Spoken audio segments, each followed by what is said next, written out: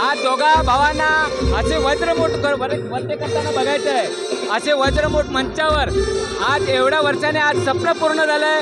हे स्वप्न बाळासाहेब असतानाच व्हायला पाहिजे होतं। त्याला लाज शरम नावाची वस्तू नाही। जिथे मोठा झाला, जिथे करता धरता झाला, त्यात महाराष्ट्रात राहून तो मराठी माणसाचा महाराष्ट्राचा अपमान करतोय। हा मराठी माणसाचा आवाज आहे आणि हा आवाज असाच राहणार आणि खूप लोक या गोष्टीची वाट पाहते। तो स्वप्न आज पूर्ण होणार आहे। हिंदीच्या सक्तीकरणाच्या विरोधामध्ये दोन्ही ठाकरेंनी जोरदार आवाज उठवल्यानंतर सरकारला आपला निर्णय मागे घ्यावा लागला आणि त्यानंतर विजयी मेळावा हा ठाकरे बंधूंकडनं आज वरळीतील डोममध्ये साजरा होणार आहे।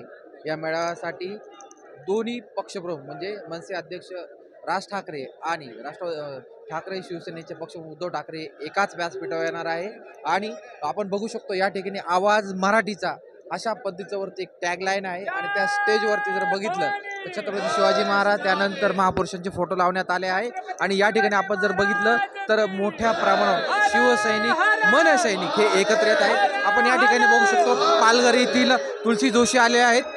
ते प्रत्येक वेळेस ज्यावेळेस मनसेचा कोणताही कार्यक्रम त्या ठिकाणी त्याचे विशेष असतात, ते काही ना काही वेगळ्या पद्धतीनं येत असतात।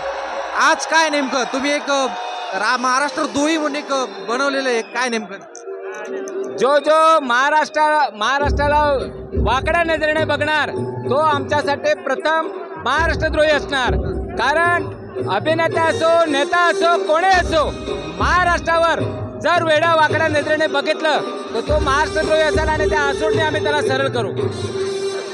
दोघं बंधूंचा फेस मास्क लावून तुम्ही आज वरळी डोममधील कार्यक्रमात आलात।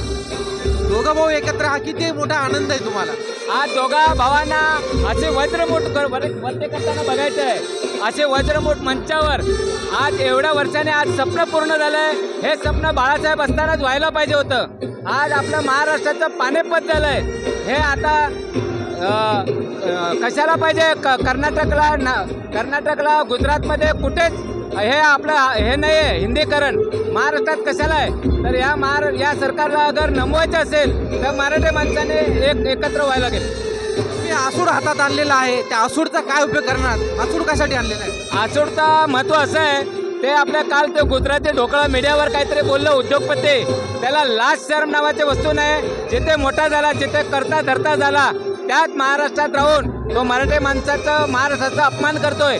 ते अपमान आम्ही सहन करणार नाही। या आसूडने त्याला सरळ करू। हे सभा झाले का त्याचा आम्ही समाचार घेणार आहे। आता यापुढचं नियोजन कसं असणार तुम्ही? कारण दोघं भाऊ आता स्टेजवर थोड्या वेळात येऊनच जातील। खरं तर स्टेजवर बघितलं असेल तर दोघं भाऊची जेव्हा एंट्री होणार आहे, दोघंच भाऊ स्टेजवरती एंट्री होईल त्यावेळेस वेगळा माहोल असणार आहे। मराठी अस्मितेसाठी मराठीसाठी दोघं एकत्र येत आहे। आगामी येणाऱ्या निवडणुकीत याचा फायदा होईल का? हा मराठी माणसाचा आवाज आहे आणि हा आवाज असाच राहणार आणि खूप लोक या गोष्टीची वाट पाहते। तो स्वप्न आज पूर्ण होणार आहे। धन्यवाद। हे होते तुलसी जोशी, जे अनेक मनसेच्या कार्यक्रमामध्ये वेगवेगळे वेशभूषा धारण करतात आणि सरकारवरती वेगवेगळ्या पोस्टरच्या माध्यमातून किंवा वेगवेगळ्या कार्यक्रमाच्या माध्यमातून उपक्रमाच्या माध्यमातून सरकारवरती ते निशाणे साधत असतात। आपण थोडासा वरळी डोममधील परिस्थिती बघूया। या ठिकाणी जर बघितलं तर या कार्यक्रमासाठी जर स्टेजची आपण प्रथमतः माहिती घेऊया। स्टेजच्या वरती आवाज मराठीचा अशा पद्धतीचं टॅगलाईन देण्यात आलं आहे। महाराष्ट्राचा नकाशा काढण्यात आला आहे। सूत्रांकडून अशी माहिती मिळते आहे की या स्टेजवरती फक्त आणि फक्त 4 खुर्च्या लावल्या जाऊ शकतात किंवा 2 खुर्च्या लावू शकतात। पण सूत्रांकडून अशी माहिती मिळते आहे की या ठिकाणी 4 महत्त्वाच्या नेत्यांच्या संबोधन करणाऱ्या सभेसाठी एक म्हणजे मनसे अध्यक्ष राज ठाकरे शिवसेनेचे पक्षप्रमुख उद्धव ठाकरे, त्यासोबत राष्ट्रवादी काँग्रेसच्या खासदार सुप्रिया सुळे, त्यासोबत प्रकाश रेड्डी मुले हे देखील या ठिकाणी बोलणार आहे। या कार्यक्रमासाठी जर बघितलं असेल तर आपण मोठ्या संख्येने मराठीसाठी लढणारे मराठी जन या वरळीतील डोममध्ये आलेले आहेत। पूर्ण वरळी डोम हे खच्चून भरलेले आहे। खरं तर दोघं भाऊ एकत्र यावे अशा प्रकारची भावना अनेक वर्षापासून म्हणजे तब्बल 20 वर्षानंतर दोघं भाऊ हे एकत्र स्टेज शेअर करणार आहे आणि त्यामुळे मराठी अस्मितेसाठी ठाकरे बंधू एकत्र येणं ही काळाची गरज असल्याचं मनसैनिक आणि शिवसैनिक बोलताना दिसत आहे। Prashant Godse, let's up Marathi, Mumbai. Social मीडियाच्या भाऊ गर्दीत विश्वासार्हतेने चकाकणारे नाव म्हणजे लेट्स अप मराठी। नाही, सगळ्या नागरिकांना ती स्पीच ती right लेट्सअप वरील मुलाखती म्हणजे विचारांचा खजिना. त्यानंतरच्या निवडणुकीमध्ये मला सोडून गेले. बातम्या केवळ वस्तुस्थिती सांगणाऱ्या, न प्रोपोगंडा, फक्त जनतेचा अजेंडा.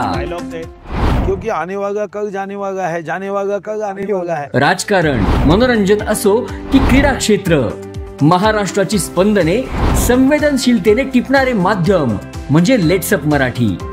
जगासोबत एक पाऊल पुढे राहण्यासाठी लेट्सअपचे ॲप, सोशल मीडिया आणि वेबसाईट सोबत कनेक्टेड रहा.